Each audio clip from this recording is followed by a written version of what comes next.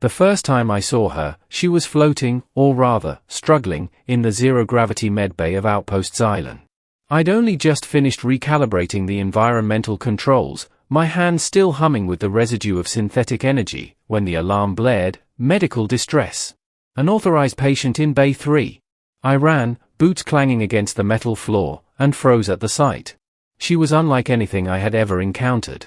Her body was humanoid in shape but longer and more lithe, her skin shimmering a pale silver with faint streaks of violet that pulsed in time with her breathing.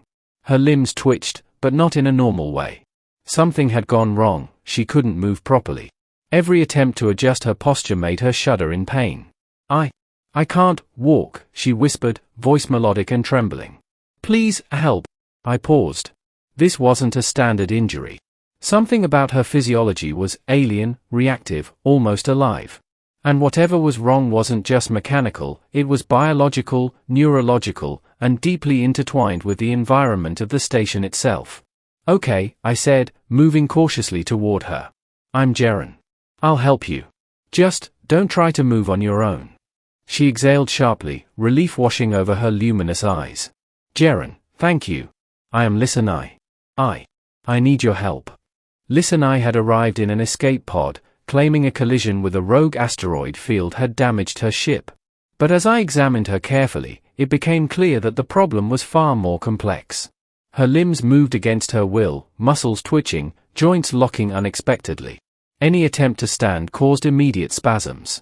It's not just gravity, I muttered to myself, scanning her neural interface implants, thin, almost invisible filaments beneath the skin, glowing faintly. Something's overriding her motor functions. She watched me carefully, her golden eyes wide. It's the suit. I was in the field extraction when it happened. The emergency containment unit bonded with me, and now I cannot move freely. The controls, they respond poorly. It locks my limbs when it senses my stress. I took a step back. So it's adaptive, reactive to fear and pain. She nodded, her breathing uneven. Yes. It senses my discomfort. And when it does, it constricts. I cannot release it. I swallowed. I had no formal training for alien neuroadaptive suits, but instinct and experience had kept me alive long enough in this sector. Okay, I said, kneeling beside her. We need to stabilize your suit first, then your muscles. I'll walk you through it. Can you focus? Her head tilted slightly, luminous hair shifting as she did. I will try. The next hour was a blur of delicate adjustments and nerve-calming techniques. Lisanai's suit responded unpredictably, pulsing and glowing in rhythm with her heart, twitching whenever I made contact. Every minor success felt like a victory, every misstep sent her shuddering, glowing threads of energy lighting up along her arms and legs. It's incredible, she gasped. I've never had a human interact with me like this. I gave her a small smile. Focus on your breathing. Match your heart to mine if you can. Trust me, I'll guide you. It worked, slowly. The pulses of the suit became less erratic as Lisanai forced herself to sync with my rhythm. I could feel her muscles relaxing slightly, responding to guidance rather than panic. You're helping me move, she whispered, eyes glistening. I didn't think anyone could do that. You're doing it, I corrected gently. I'm just helping your body remember how. By mid-cycle, we had progressed enough for her to attempt a seated position. She winced as her legs buckled beneath her weight, and I supported her carefully. Each movement was deliberate, controlled, and painfully slow. Sweat beaded along her brow as we worked in tandem. This is alien muscle memory, I said, more to myself than her. She's rewiring motor functions in real time. If I'm wrong, it could fail. I trust you, she whispered, a faint warmth radiating from her body. The moment she said it, the suit responded unexpectedly. Instead of constricting, the adaptive technology pulsed gently, almost in acknowledgement. Her limbs relaxed further, and I felt the surge of her nervous system recalibrate as if it had been waiting for permission. You're doing it, she breathed, tears welling in her golden eyes. Not me. I corrected again. Your body's just been too scared to trust itself. And then, finally, she stood. Tentatively at first, swaying slightly, but fully upright. Her legs trembled, but the suit pulsed softly, accommodating her movements instead of resisting. Lisanai looked at me in disbelief. I can stand. I can move.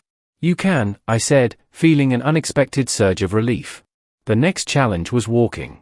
Every step she took was monitored carefully by me and the suit, which now seemed to cooperate rather than restrict. The alien tech wasn't broken, it had been protecting her, reacting to pain in a way she hadn't expected. You understand my physiology better than my own engineers, she said, laughing softly through her relief. How can a human do that? Sometimes, I said, all it takes is presence, patience, and trust.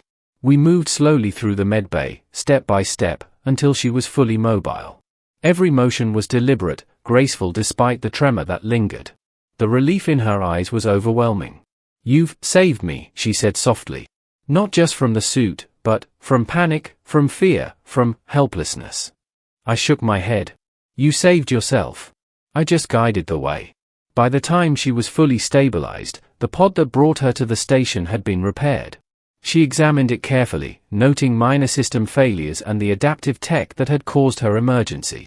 I must return to my ship, she said. But I will never forget what you've done for me. A human helping an alien adapt, this has never happened before. I felt a faint pang of sadness. You'll be okay. Just remember what you learned here. Your body, your suit, they respond to calm and control. Fear only makes it worse. Her smile was faint but genuine. I will remember. Thank you, Jaren. Truly. Before I could respond, she stepped into her pod and it lifted off, heading back into orbit. I watched until it disappeared into the black expanse of space. In the hours that followed, I reflected on what had happened. Liz and I had been an alien I didn't fully understand, bonded to technology one barely recognized, yet our combined effort had saved her. It wasn't just biology or physics, it was empathy, trust, and communication. I realized then that emergencies weren't about strength or skill alone. Sometimes, they were about patience, about presence, about the willingness to understand something completely foreign and still act with care. Liz and I would survive, I knew. And someday, she might return, not as a stranger in need, but as an ally. A reminder that even across the stars, life could be saved by connection, understanding, and the courage to act when someone couldn't act alone. As I cleaned up the medbay, the hum of the station returning to normal, I knew that this encounter, alien, urgent, impossible, had changed me. I had seen the intersection of biology, technology, and emotion in a way that defied explanation. And I had learned that even the most persistent, immobilizing pain could be overcome when someone reached out with patience, guidance, and unwavering presence. The stars outside the viewport shimmered in the darkness. Somewhere out there, Liz and I floated safely in her repaired pod, moving freely again. And I smiled, knowing that in a universe full of emergencies, some of the most important rescues weren't about tools, training, or tech, they were about connection.